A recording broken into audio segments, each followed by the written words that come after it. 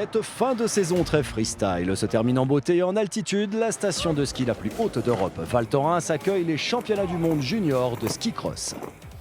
Les juniors, c'est une catégorie d'âge qui va jusqu'à 21 ans, un âge mûr qui fait que parmi les dizaines de nations représentées, beaucoup de riders et rideuses traînent leur spatule sur les prestigieux circuits de Coupe d'Europe et de Coupe du Monde. Du grand spectacle assuré chez les filles comme les garçons, présentation des lieux, tout en images.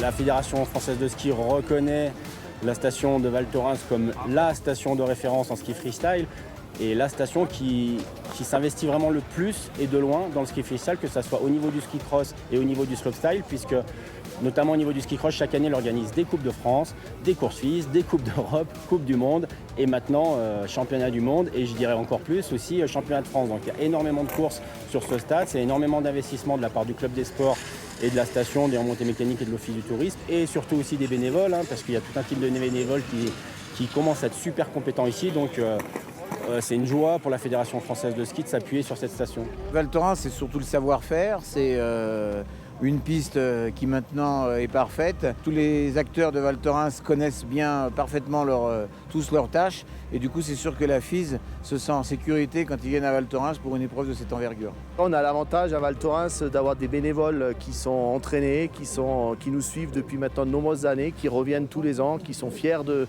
nous aider, donc on peut les remercier et on arrive à sortir une course comme aujourd'hui où on fait les entraînements, les qualifs et les finales tout dans la même journée. C'est une belle course, il y a 2-3 endroits qui sont assez difficiles et techniques, mais le reste du parcours est très agréable. Et au niveau saut, au niveau courbe de géant, il y a un mix un peu de tout qui est très engagé. Val Thorens, on connaît, que ça soit sur la Coupe du Monde, la Coupe d'Europe ou ici, ça va être à l'engagement, celle qui va avoir les crocs jusqu'en bas et il ne faut rien lâcher, je pense que ça va doubler jusqu'en bas, donc ça va être la guerre jusque sur la ligne. Val Thorens, the track has been pretty much the same the last 5-6 years now. So the track is very well known, it's very famous. It's in a sense in the ski cross world it's kind of like a Kitzbühel, so to speak. But no, it's one of our favorite places to come. And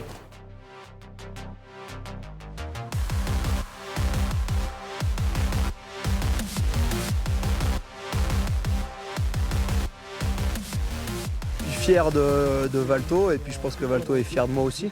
C'est un super pari qu'ils ont fait et puis maintenant ça paye vraiment. On sent un engouement autour du ski cross et Valto croit vraiment au ski cross. Et la preuve aujourd'hui ici avec du monde junior, les Coupes du Monde en début de saison. L'année prochaine il y aura de nouveau des Coupes du Monde, donc c'est vraiment pour nous les ski crosseurs c'est déjà super et puis pour moi en tant que Valtorinois c'est encore mieux. Cette année de nouveau une belle saison, ça a été assez condensé avec 12 courses donc ça n'a pas été évident de gérer la fatigue tout au long de la saison. Finalement ça s'est très bien passé pour moi parce que j'arrive à conserver le globe de cristal. Peut-être le seul point négatif de cette saison c'est un peu ma contre-performance au X Games mais bon, on ne peut pas être au top et puis bon, c'est que partie remise. C'est la station du champion olympique, champion du monde, 2 globes de cristal. Le palmarès commence à devenir très très impressionnant. Donc c'est sûr qu'il a toute une station derrière lui, toute une vallée. Et c'est sûr que même pour tous les étrangers, il y a quand même un nom associé, Val Thorens, Jean-Fred Chapuis, la qualité qu'on trouve généralement sur la station qui est considérée comme la meilleure au monde pour le ski cross. Oui, c'est sûr, on est dans la capitale mondiale du ski cross. Donc avec Jean-Fred Chapuis, c'est sûr que nous, il nous donne envie de se défoncer pour le ski cross, parce qu'il nous fait des choses tellement belles que voilà, on est tous amoureux du ski cross à Val Thorens. Et on retrouve un autre amoureux du ski cross qui s'est impliqué depuis longtemps, Gilles Tessier de la commission freestyle. Bonjour Gilles. Bonjour. Alors c'est vrai que ces championnats du monde junior, on va retrouver des grands noms dedans et des nouveaux venus comme Melvin Chiknavorian et Yuri Duplessis qu'on connaît mieux. Oui, eh bien, effectivement, sur les championnats du monde junior, chaque nation peut inviter 4 athlètes hommes et 4 dames. La politique de la Fédération française de ski, c'est d'envoyer des jeunes qui sont susceptibles de rentrer dans les finales. Donc aujourd'hui, on aura 4 garçons, 3 du comité de Savoie, dont Yuri, et un jeune du comité Alpes-Provence, le cousin de Terence Tchiknaborian, qui fait actuellement des Coupes du Monde, et bien, qui présente un très beau potentiel. Donc on les voit actuellement dans ce premier 8e de finale, là, avec Yuri qui a pris le meilleur départ, qui maintenant est 2e, et puis Tchik, puisque c'est son surnom, qui est actuellement 4e, mais déjà il a fait une belle performance en se qualifiant. Là, on voit qu'il est attaqué quasiment en tous azimuts, mais c'est un grand gabarit aussi, Yuri Duplessis. Oui. Il commence à avoir aussi une belle expérience. Belle expérience. Là, il vient de se faire doubler, mais je pense que sur cette piste, aujourd'hui, il va y avoir des dépassements un peu à tous les niveaux de la piste. Là, on était sur ce fameux virage qu'ils craignent tous, hein, les ski crosseurs sur cette piste de Val Thorens. C'est le virage négatif dauphin, quasiment. Oui, c'est le négatif sépare un peu les gens parce que c'est toujours difficile de rester sur l'écart, de prendre la meilleure ligne. Oups, et là, on chute voit à que Yuri l'arrière. va réussir à se qualifier en seconde position. Mais tout n'était pas... Malgré qu'il ait pris le meilleur départ, il a été à la lutte tout le long avec l'Allemand. Et donc effectivement, c'est une bonne chose qu'il soit qualifié pour le 2e tour. Encore 2 Français hein, dans ce 8e de finale, Tom Bonnefond. Et Morgane Guiponi. Donc là, les 2 Français ont pris le meilleur départ. Ce qui me fait plaisir parce que depuis le début de la Coupe d'Europe, ils avaient un peu de mal dans les départs. Et aujourd'hui, on a travaillé ce départ avec l'entraîneur. On a demandé au shaper de nous faire un départ à plat avec des marches. Et je pense que pour l'instant, c'est une bonne chose, que pour l'instant, nos Français arrivent à prendre un bon départ. Par contre, après, il y a cette ligne droite où il y a le phénomène d'aspiration qui joue beaucoup. Et là, un bon glisseur peut aussi tirer son épingle du jeu de cette longue ligne droite avec les housses. Et là, on voit justement, ils sont à l'aspiration. Ils essayent de passer tous azimuts, les 2 Français. Ouh, là, c'est sorti un peu large. Ce virage, il est terrible. Mais là, par contre, l'instant, ils sont encore bien placés. Eh oui, là, c'est beau, c'est beau. Oh là là là là. Ouais, c'est vrai qu'elle est vraiment sélective, cette piste. On les a vus pousser un peu sur les bâtons. Donc c'est très technique, là, la sortie de ce dévers et ensuite ce bowl, cette espèce de virage très arrondi, un peu un carrousel aussi, on pourrait appeler ça comme ça. Et là, tant mieux, les 2 Français vont passer un tour, ils se sont imposés, ils ont laissé la place à personne, bravo à eux. Et puis Tom Bonnefond, c'est pas un inconnu non plus, hein. On l'a vu sur le circuit de Coupe d'Europe ces dernières années. Et puis je crois qu'il a fait un petit stage en Coupe du Monde, non? Où il a essayé. Oui, cette année, lors de la Coupe du Monde de Val Thorens, on a pu inviter les 3, là, Tom, Yuri et Momo, pour participer à la Coupe du Monde à Val Thorens. Ils avaient fait aussi des stages en automne avec l'équipe de France. Je pense que ça leur a fait le plus grand bien. Alors en bleu, on va suivre Laurie Marula des jets. Ça, c'est un petit gabarit. Mais alors, c'est une fille qui a l'agnac. Et puis, elle est la seule représentante française. Ça risque de lui redonner encore plus l'agnac, non, Gilles? Oui, alors pour l'instant, sur la ligne droite, justement, elle risque d'avoir un problème de gabarit. Mais Ouais, on peut c'est ça, compter sur elle. les Allemandes qui sont devant sont des très grands gabarits, effectivement. Très grand gabarit, c'est des bonnes glisseuses. Par contre, Laurie, c'est une guerrière. C'est un petit gabarit, un petit roquet. Et regardez comme là, justement, cette courbe, elle la place très bien. Ah ouais, tout Et à la elle sort glisse. en Oh, tête. puis une faute en plus d'une Allemande. Oui, Et elle qui est sort tombée- en tête, hein, Oui, vraiment. elle sort en tête de cette courbe parce que cette courbe, depuis le début des entraînements, elle la passe vraiment très bien. Alors par contre, maintenant, ça va se corser pour elle parce que celle-ci, elle a plutôt tendance à moins bien la passer. Et c'est pour ça, vous voyez, elle ne ressort pas avec toute la vitesse comme l'Allemande et C'est elle se ça. fait passer au bout du plat. Alors, sur le fameux virage négatif, le dévers infernal. Par contre, là, elle le passe très bien et elle reste, elle reste conserve quand sa même position. soumise aux attaques parce que tout à l'heure on a vu l'Allemande derrière elle faire une faute. Ouh là Oui, là, mais elle là, a la c'est meilleure vraiment côte à ligne côte. et elle devrait Effectivement, pouvoir elle est à s'imposer. l'intérieur. Allez, ça va passer pour Laurie Marula. Là, ce n'est plus qu'une question de poignée de secondes. Voilà. Et elle va pouvoir très juste, très juste. Oui, il mais je fallait pense pas 20 mètres qu'à de plus. non, fallait pas même 3 mètres. Mais c'est toujours pareil, c'est son petit gabarit qui la dessert sur les plats de Val Thorens et on voit que dans les courbes ou dans les sauts, elle arrive à recoller. Donc il va falloir toute la journée gérer les parties de la piste qu'elle affectionne particulièrement et celles où elle sait qu'elle peut se faire rattraper. Donc après, c'est une question de ligne, c'est une question de stratégie. Ça va être très technique cette journée, très Puis on les stratégique. a vus à la sortie là un peu se taper du poing tout ça parce que c'est vrai qu'une fois qu'on est en piste on a tendance à s'attaquer mais une fois que c'est fini on redevient copine, on redevient Oui, et amis. puis elles ont toutes beaucoup de respect les unes pour les autres et les garçons c'est pareil par rapport à l'engagement qui est demandé dans cette discipline. Donc ils ont tous du respect, ils savent qu'ils font un sport très engagé, une des disciplines du ski les plus engagées et il y a beaucoup de respect les uns envers les autres. Allez, quart de finale homme, cette fois-ci Yuri Duplessis est tout seul. Je veux dire par là qu'il n'y a pas d'autres Français. Il n'y aura pas ils ont donc de eu crève-cœur. encore une fois très bon départ. Par contre, j'ai cette ligne droite et Yuri, j'ai l'impression qu'il glisse pas trop sur cette ligne droite aujourd'hui. Parce que ça fait 2 fois qu'il se fait remonter sur la ligne droite. Par contre, maintenant au combat, je pense qu'il va s'imposer dans ce virage à gauche là. C'est peut-être pas spécialement un glisseur hein, non plus, comme on le dit souvent, mais il a un très bon background en alpa, en Super G, me semble-t-il. Oui, c'est un bon skieur et surtout, il adore sauter. Il est surtout très très bon dès qu'on est en l'air, dès qu'il y a du mouvement. Et là, j'ai peur. Là, c'est compliqué. Là, Yuri, compliqué. il attaque comme il peut. Il mord à fond. Aïe, aïe, aïe, aïe, aïe, aïe, ouais, et ouais. Il n'a pas pris la meilleure ligne au bout du plat. Là, il faut vraiment être stratégique au bout de ce plat avant le step-up qui nous amène sur le dévers. Et là, eh bien, il a fait une petite erreur de placement. Et dans le dévers, il s'est trouvé derrière l'Allemand. Ouais, et puis Tim Ronek aussi, c'est quelqu'un qui a l'habitude. On a vu aussi le Canadien Christopher, justement, lui aussi, il commence à avoir un bon background dans le ski cross. Et on se retrouve dans le deuxième quart de finale homme où il y a encore 2 Français. Tom Bonnefoy en jaune et Morgan Guiponi-Barfetti en vert. Donc les 2 Français ont pris une fois de plus le meilleur départ. On a une grosse satisfaction sur les départs.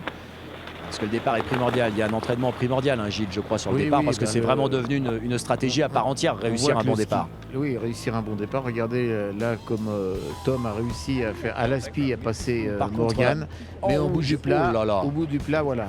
Il y a un client avec, bon, on n'est pas sur les mêmes gabarits, mais c'est pareil, un bon glisseur. Il vient faire l'intérieur au bout du plat.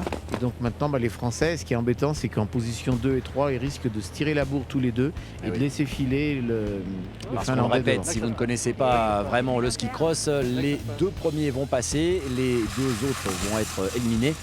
Donc, alors là, Momo la place est en 1 et 3e 2. position, mais là, il a une bonne ligne. Voilà. Et il faut qu'il attaque, mais sans faire tomber son compatriote. C'est bien toute la complexité. Il a eu le respect, mais Tom, malheureusement, dossard jaune, là, pour lui, il a laissé un tout petit peu la porte s'ouvrir. Et Momo, donc Morgan, s'est engouffré dans la petite ouverture. Tom, il peut s'en mordre les doigts parce qu'il aurait pu tenir sa 2e place. Bon, de toute façon, un des 2 Français qualifiés pour le tour suivant. Aujourd'hui, ça sera Momo. Le Finlandais Niki Leikkonen, qui parle d'ailleurs très bien français avec cet accent genevois, hein, parce qu'il a une histoire un peu transnationale. C'est aussi un géant, hein, c'est un super grand gabarit. Très grand gabarit, donc c'est sûr que sur cette piste de Val Thorens, Niki il a toujours affectionné cette piste qui lui convient particulièrement bien. Une demi-finale dames avec la Suède que l'on n'avait pas l'habitude de voir comme ça aux avant-postes. C'est pas le cas des Russes et des Canadiens qu'on voit souvent. Oui, ils sont là depuis les années, je veux dire, mais là ils sont en masse sur ce championnat du monde junior. Je crois qu'il doit y avoir 2 Suédoises dans les 4 meilleures mondiales, donc je pense qu'on peut compter sur les Suédoises justement pour cette discipline. C'est vrai que les Suédois étaient déjà même au départ du ski cross quand ils n'étaient pas encore du côté de la FISE. On se rappelle qu'il y avait un team Salomon dans lequel il y avait un Suédois survolté, on l'appelait le petit bœuf, il était énorme. Et c'est vrai que pour l'instant, nos 2 Suédoises sont derrière, donc on va voir. Mais bon, je pense que le niveau de ski de Sandra va lui permettre de remonter tout ça. Là, c'est ce qu'on appelle un petit peu le petit train. L'écart est un peu trop grand pour qu'on puisse vraiment profiter de l'aspiration. Non, mais en fait, c'est difficile d'aller attaquer. Sandra est bien devant et je pense que ça va être difficile de la déloger de cette première place. Quoique là, ça s'est regardé Gilles. Oh, ça s'est resserré à l'aspiration, mais malgré tout, avec le petit train dont vous parliez, ça permet quand même chacune à prendre sa ligne. Il n'y aura pas de jauger, etc. Il n'y aura pas de modification. Elles sont arrivées bien séparées dans ce step-up, le dévers et le bowl qui suit, et elles vont arriver bien dans l'ordre. Et elles sont battues derrière, et ça a profité justement à la première. C'est souvent le cas, et c'est bien d'être devant pour Sandra Neslund de pouvoir profiter. Et puis Victoria Zavadovskaya. Bon, la hiérarchie aussi est respectée. Voilà. Oui, parce qu'elles ont quand même, ce sont des filles qui vont évoluer dans leurs dernières années. Hein. On est d'accord sur les juniors, parce que ça s'arrête à 21 ans. On retrouve Laurie Marula, notre française, avec le dossard jaune, parce que c'est elle qui était la moins bonne qualifiée. Mais voilà, les départs aussi, son gabarit lui permet pas de prendre les meilleurs départs. Mais on peut compter sur elle au bout de cette ligne droite. Je pense c'est ce que vous disiez tout à l'heure, Gilles. Elle la maîtrise à la perfection. Alors peut-être que là, elle est 4e, mais rien n'est perdu. Là, il y a la glisse, il y a l'aspiration qui va lui permettre de se rapprocher. Et puis je pense que dans le premier virage à gauche, là, eh bien, elle va tirer son épingle du jeu. Regardez, elle est déjà en train de passer l'Allemande. Hop, c'est fait. Et là, elle a un très bon feeling avec ce virage-là. Maintenant, il va falloir qu'elle continue son effort et En essayer de troisième bien se position pour l'instant. positionner dans ce long virage à droite là. Là, Et surtout, elle l'a repris hein, sur essayer de l'aspiration. prendre l'aspi maintenant et de passer en dessous la Suédoise. Alors là, Laurie Marula, exceptionnelle. C'est ce qu'elle fait. Elle Et est du très coup, bien sortie sur ce elle a virage. toujours cette ligne, cette très bonne ligne. Ah, elle a Et maintenant, mordu. elle a hein. réussi à prendre la meilleure position pour le ball. Oh, derrière, aïe, aïe, aïe, aïe, elle a fini dans les filets. Alors Oui, ça, c'est alors- une bonne opération pour Laurie Marula, mine de rien. Oui, Elle est sortie mais un peu large. Elle est sortie trop large, donc après, vouloir faire l'extérieur là-bas, bah, c'est risqué. Ouais. J'espère que l'Allemande s'est pas fait mal, mais c'était risqué de toute façon et ça risquait de pas passer dans le virage suivant de toute façon. Elle a été stoppée un peu net, Nina Chloé.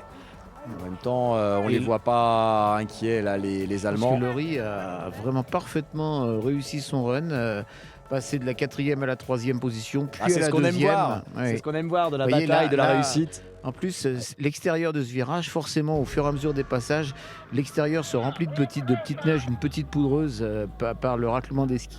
Et du coup, après, c'est forcément moins vite. Allez, les choses sérieuses vont commencer pour Morgane Guiponi-Barfetti. On va suivre le dossard bleu parce qu'évidemment, on est chauvin. Hein, c'est les championnats Oui. du monde junior en France.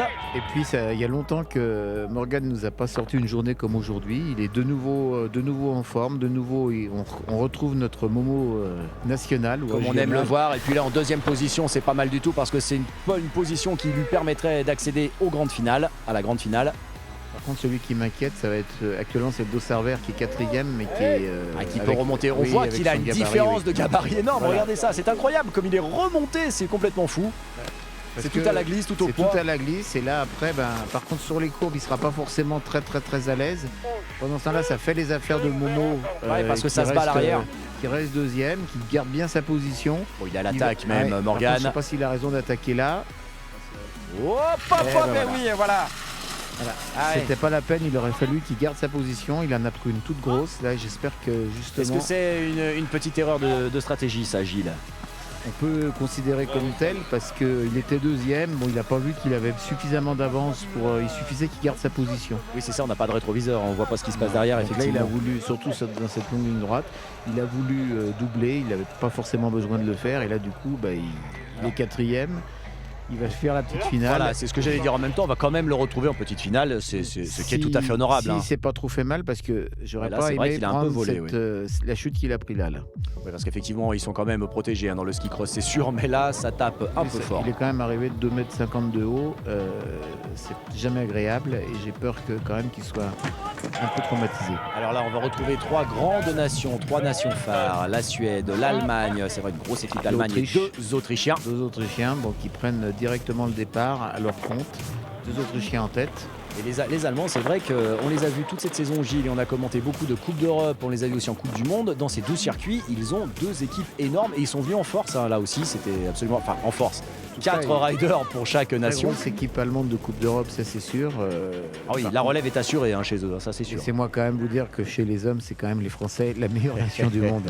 Évidemment, évidemment, Gilles. Bon, pour le circuit Coupe du Monde, pas encore, mais ça viendra. Mais en tout cas, Mais sur la c'est sûr circuit Coupe que- d'Europe, c'est sûr. Pour revenir sur ce que vous disiez, la relève en Allemagne, il y a une belle équipe de Coupe d'Europe, il y a un groupe très dense avec de bons techniciens. Et pour l'instant, Ah, il est sorti Voilà. un petit peu large là aussi. c'est Ah, justement celui dont on parlait qui fait l'erreur, qui emmène dans sa chute celui qui était 4e à ce moment-là. alors, là, il a perdu un ski et il y a un nouveau règlement hein, à propos du ski Oui, qu'on perd.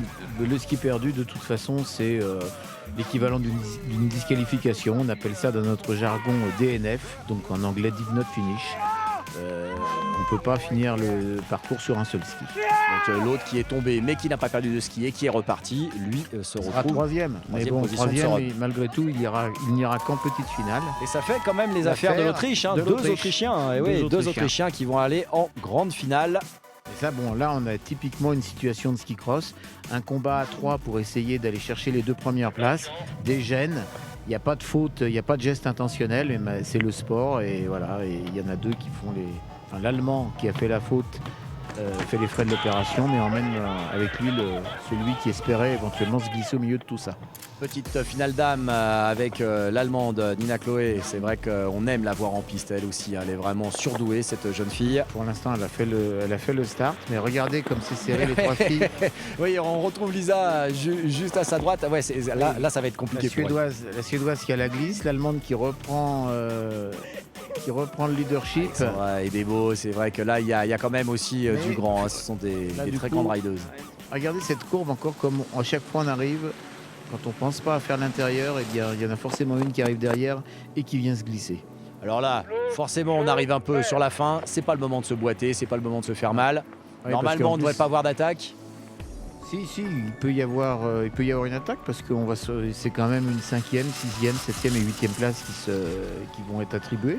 Oui, non, quand même. Mais je veux dire par là, il y aura toujours moins de combats, je pense, que sur une grande finale. Il y a des chances. Oui, en tout cas, ils ne vont pas aller jusqu'à risquer une chute. Voilà, c'est ça. C'est ce qu'on peut penser, oui, mais là finalement c'était quand même, le petit train actuel vous donne raison. Voilà, c'est ça, le petit train. Oui, mais enfin le petit train, il s'est constitué quand même sur le dernier tiers du parcours. Ce parcours, il est intense, hein, celui de Val Thorens, parce que les enchaîne, les filles et les garçons. Intense. Il est long. On est en fin de saison, la neige finalement est difficile et fatigante à skier. Il y a des parties où justement la neige, il y a une petite poudreuse sur les lignes extérieures et tout ça, ça sollicite énormément les organismes. Allez, la grande finale d'âme, Laurie Marula en jaune. Gilles, on est tous derrière elle avec un départ derrière mauvais. elle. On a une petite chance, c'est qu'il y a une des 4 filles qui a pris vraiment un très mauvais départ. Laurie, pas terrible non plus, elle est 3e, mais on peut compter sur elle pour essayer de revenir au bout de cette ligne droite. C'est vrai qu'elle affectionne particulièrement cette piste. Les Français sont à la maison. Val Thorens, ils la connaissent parfaitement cette piste, qu'on soit en Coupe du Monde, en Coupe d'Europe. Ils ont l'habitude. Cette courbe que Laurie peut essayer déjà de se rapprocher parce qu'elle aime beaucoup, elle la sent particulièrement bien. C'est incroyable depuis le début de la compétition. Elle est au contact à nouveau. Elle est au contact, mais il faudrait qu'elle se rapproche encore parce que la courbe suivante ne va pas forcément lui réussir. Et derrière, il y a une longue ligne droite qui avantage les gros gabarits. Il va y avoir une bagarre devant. Là, on voit pour la première place, ça va peut-être profiter à Laurie Marula. C'est possible parce que justement, c'est juste quand on est 3e et qu'on voit comme ça que ça se bagarre devant, on peut espérer tirer son épingle du jeu. Ouh, elle est retombée. On la voit pousser là. Ah, Laurie Marula, elle a fait une faute. Ouh là, devant, on a vu aussi ça s'accrocher. Il y a un contact. Il y en a une dans les filets. Oui, donc effectivement, malheureusement, Laurie a aussi fait une erreur et elle aurait pu. Elle va être 3e. Alors elle va être 3e, oui, c'est ça. Un podium pour Laurie Marula. Elle avait de quoi être 2e et elle a fait une erreur seule sur ce dévers, justement.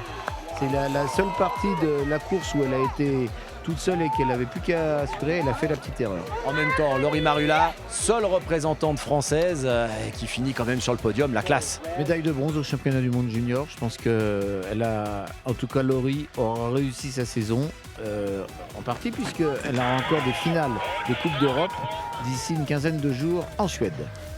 Morgane Guiponi-Barfetti en vert pour cette petite finale homme. Alors, pour l'instant, ça semble compliqué à l'arrière.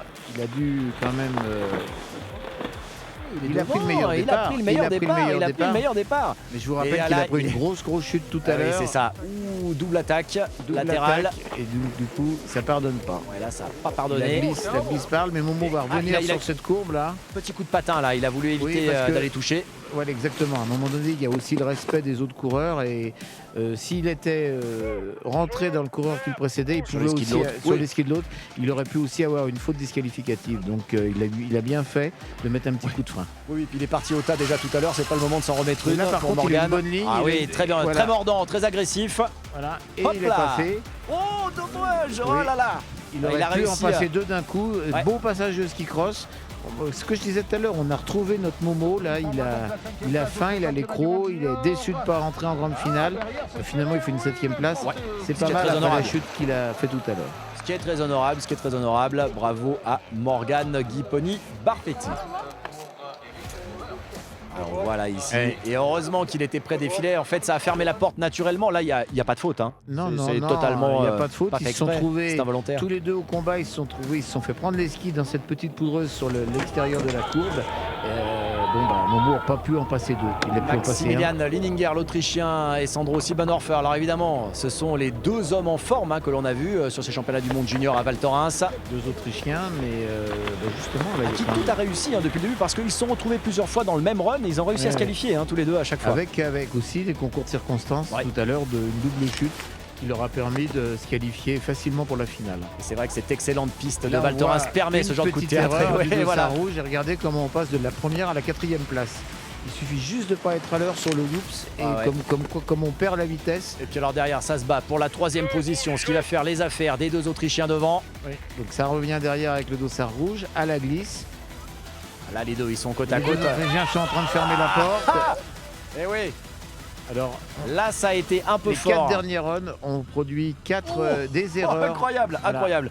Mais C'est quelle la- piste. La piste qui a travaillé tout au long de la journée. Et là maintenant, si on n'est pas parfaitement en ligne, eh bien on peut faire en 100 mètres, on peut tout perdre. Le Canadien Christopher Malheur qui l'emporte. Alors c'est vrai que cette piste de Val... Oh là, jusqu'au bout décidément, il y aurait eu des surprises. C'est une piste exceptionnelle Val Thorens, vraiment on le dit et on le redit, c'est un ski cross permanent et qui commence vraiment à avoir ses lettres de noblesse sur tous les circuits. Hein.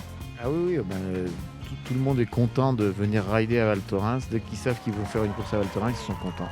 Alors on retrouve les podiums bien évidemment, on a parlé toute cette saison de Coupe d'Europe, maintenant des championnats du monde junior.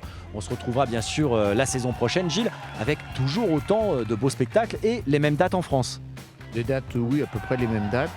En ce qui concerne la Coupe du Monde en début de saison, en avant-saison, quoi, au mois de décembre. Et ensuite, eh bien, place en janvier aux Coupes d'Europe, avec, je pense, les mêmes lieux, c'est-à-dire Val Thorens pour commencer, Orsières Dans les Alpes fin du janvier, Sud. début février dans les Alpes du Sud. Et on finira en mars à Saint-François-Longchamp. Donc trois sites de ski cross où on va très régulièrement. C'était une très bonne saison, Gilles. On se retrouve en 2016-2017 pour encore plus de plaisir. Et puis on clôt avec ces belles images de Val Thorens. Salut Gilles. Salut, merci à vous.